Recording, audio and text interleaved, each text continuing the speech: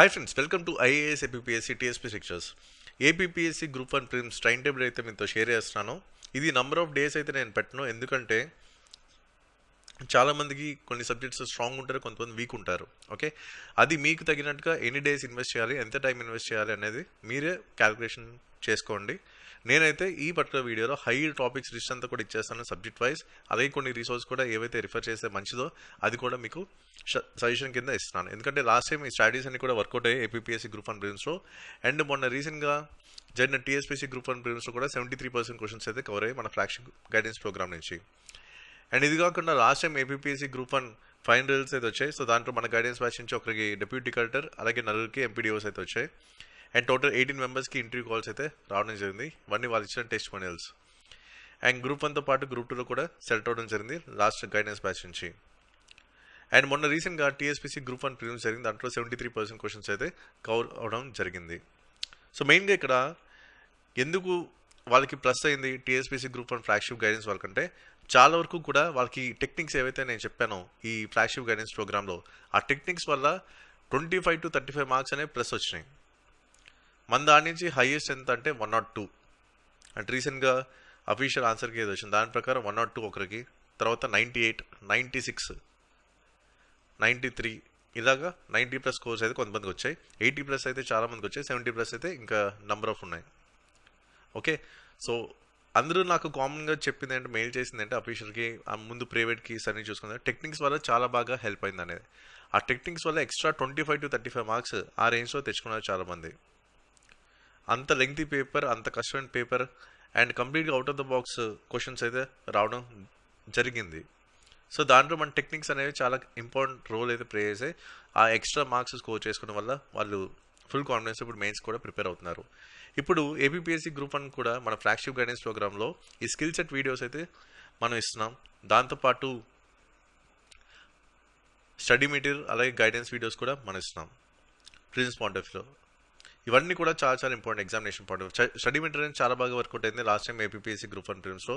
అలాగే గైడెన్స్ వీడియోస్లో నేనైతే ఇన్పుట్స్ చెప్తున్నాను, ఇప్పటికీ కూడా సేమ్ అవే ట్రెండ్స్ అయితే రిపీట్ అవుతున్నాయి.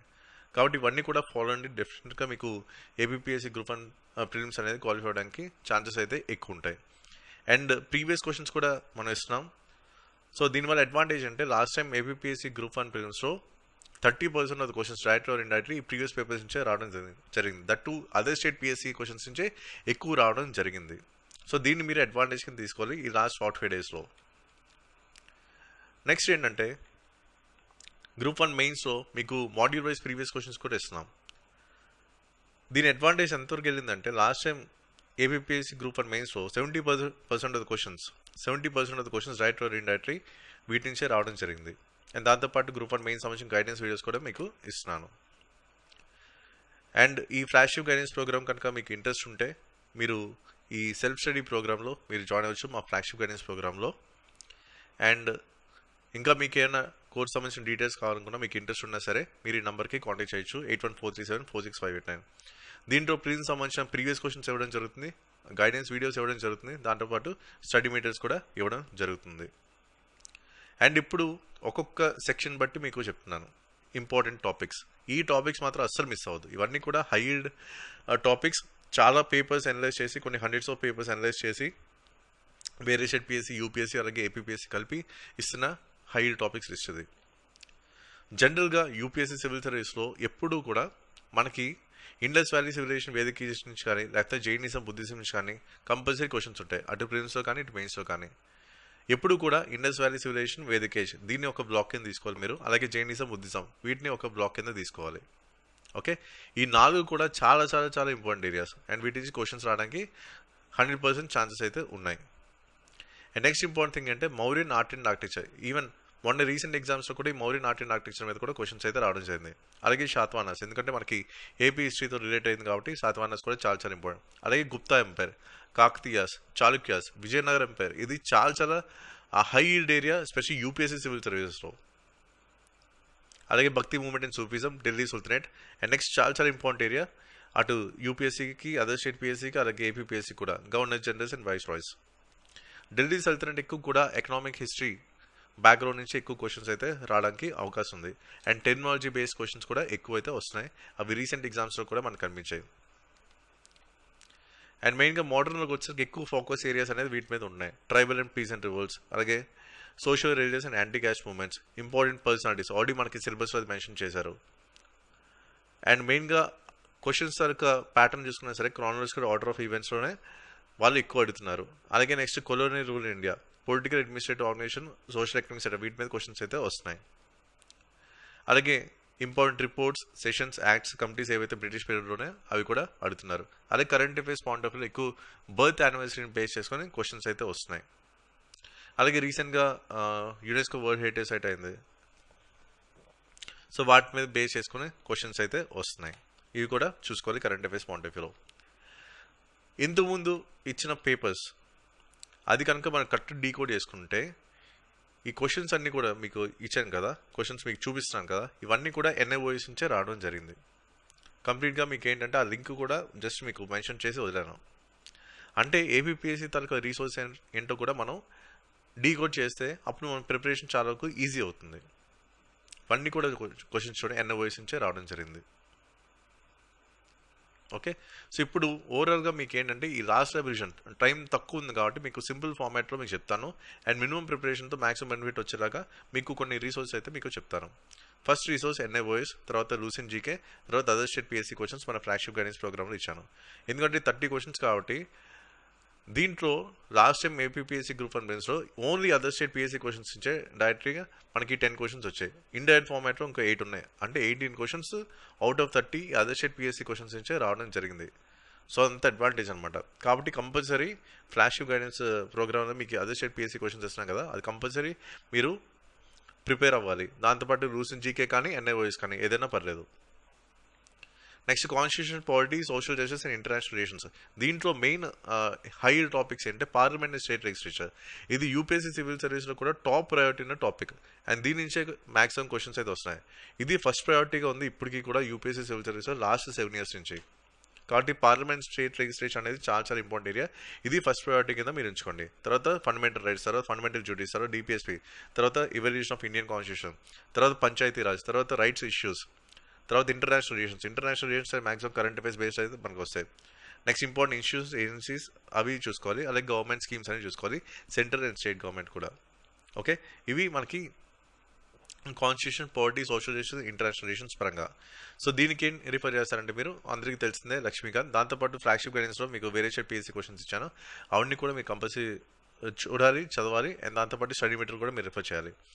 మెయిన్గా మీకు ఇంటర్నేషనల్ రిలేషన్స్ అంతా కూడా కరెంట్ అఫైర్స్లో కవర్ అయిపోతుంది. అలాగే రైట్స్ ఇష్యూస్ కూడా మీకు ఇవ్వడం జరిగింది ఆ PDFలో. అండ్ దాంతోపాటు ఫండమెంటల్ రైట్స్ మాత్రం కంపల్సరీ నా PDFలో కంపల్సరీ చదవండి, ఎందుకంటే చాలా బ్రాడ్ పర్స్పెక్టివ్లో కంటెంట్ అయితే కవర్ చేయడం జరిగింది. అఫ్కోర్స్ మిగతా కూడా కవర్ చేసాం, కానీ ఫండమెంటల్ రైట్స్ ఇంకా డెప్త్లో కవర్ చేయడం జరిగింది, ఎందుకంటే చాలా ఇంపార్టెంట్ టాపిక్ కాబట్టి. ఓకే, సో ఇవి రీసోర్సెస్ ఈ పర్టికులర్ సెక్షన్కి. కంపల్సరీ వేరే స్టేట్ PSC క్వశ్చన్స్ అన్ని కూడా మీరు రిఫర్ చేయాల్సిన అవసరం అయితే ఉంది. వాటి తరగతి డైరెక్ట్ అండ్ ఇండైరెక్ట్ రిఫరెన్స్ రావడానికి అవకాశం ఉంది.